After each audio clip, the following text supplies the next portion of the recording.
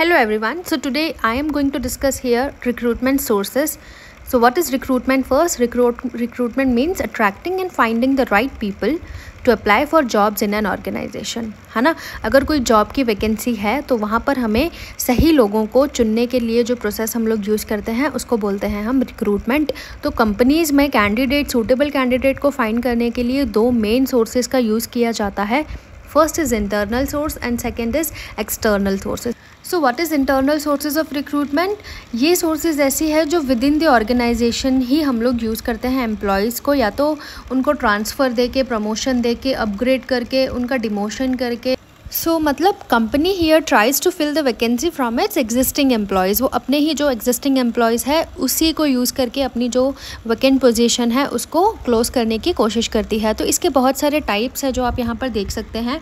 That is transfers, promotion, upgrading, demotion, retired employees, retrenched employees, dependents and relatives of deceased employees, है ना। Promotion में कैसे होगा? When a current employee is promoted to a higher position, clerk को promote कर दिया हमने supervisor पे, तो वैसे हम वो पोजीशन को फिल कर देंगे। देन ट्रांसफ़र में when employee shifted from one department और one location to another without change in position, उसको हम लोग ट्रांसफ़र बोलेंगे।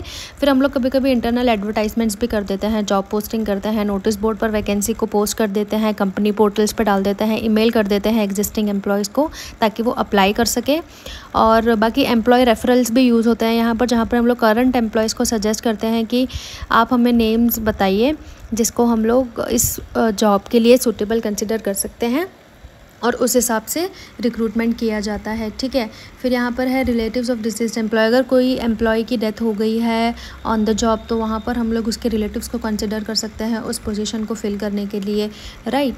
तो ये सारे जो तरीके हैं वो इंटरनल सोर्सेज के तरीके हैं। साथ ही में अगर हम लोग एक्सटर्नल सोर्सेज की बात करें तो ये क्या होता है, ये आउटसोर्सिंग एजेंसी से होता है। फॉर एग्ज़ाम्पल हम लोग एजुकेशनल इंस्टीट्यूशन से हम लोग करते हैं like recruitment. Then press advertisements, placement agencies, outsourcing, employee exchange, labour contracts, employee referrals, recruitment at factory gate, unsolicited applicants, मतलब जो ऐसी एप्लीकेशंस जो हमारे पास पहले आई हो लेकिन उनकी ज़रूरत नहीं थी उस टाइम पे, लेकिन हम लोग फिर से वो जो भी एप्लीकेशंस हमारे पास ऑलरेडी है हम उनको चेक करके देख सकते हैं अगर कोई सूटेबल कैंडिडेट हम लोगों को वहाँ से मिलता है या नहीं मिलता है, राइट। एम्प्लॉयमेंट एक्सचेंज में गवर्नमेंट जॉब्स और जो भी अलग अलग इंडस्ट्रियल वैकेंसीज़ होती है वहाँ पर हम लोग उसमें मेंशन करवा सकते हैं, लोग वहाँ से भी आते हैं।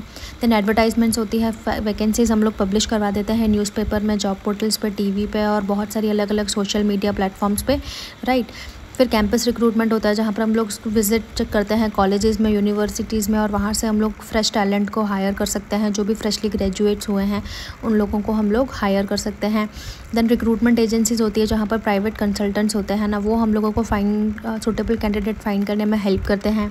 आजकल तो बहुत सारी ऑनलाइन जॉब पोर्टल्स भी आ गई हैं जहाँ पर हम लोग वेबसाइट्स पे लाइक naukri.com हो गया, लिंक्डइन हो गया, इंडीड हो गया, यहाँ पर भी हम लोग जॉब पोस्टिंग डाल सकते हैं। देन वॉक-इन्स भी अलाउड होते हैं। कैंडिडेट्स हम लोग डायरेक्टली कैंडिडेट्स को कंपनी में इनवाइट करते हैं टू लाइक इंटरव्यू। फिर हम लोग जॉब फेयर्स भी ऑर्गेनाइज़ करते हैं जहाँ पर बहुत सारी अलग अलग कंपनीज आती हैं अपने अपने ऑफ़र्स लेकर, और एक ही जगह पर काफ़ी सारे लोग इकट्ठा होकर वहाँ से सूटेबल कैंडिडेट्स को हायर करते हैं। तो यहाँ पर लिखा हुआ है कि ट्रांसफ़र हमेशा हॉरिजॉन्टल होते हैं और प्रमोशंस हमेशा वर्टिकल होते हैं। हॉरिजॉन्टल मतलब कि अगर आपको ट्रांसफ़र दिया जा रहा है तो आपको सेम ही पोजीशन पे दूसरी लोकेशन पे या दूसरे डिपार्टमेंट में जाके काम करना है। और प्रमोशन में क्या होता है कि आपको इंक्रीमेंट मिलता है पोजीशन वाइज भी और सैलरी वाइज भी, ठीक है। अपग्रेडिंग में क्या होता है, अपग्रेडिंग आपको टेम्परेरी भी मिल सकती है या परमानेंट भी मिल सकती है। आपको थोड़े टाइम के लिए भी अपग्रेड किया जा सकता है या तो आपको परमानेंटली भी उस पोस्ट के लिए अपग्रेड दिया जा सकता है। तो ये है हमारी दो sources of recruitment, internal and external. Hopefully आपको समझ में आया होगा अच्छे से। ऐसे ही और वीडियोज़ के लिए मेरे चैनल को ज़रूर सब्सक्राइब कर लेना। मिलती हूँ आपसे अगली वीडियो में, तब तक के लिए all the very best for your examinations.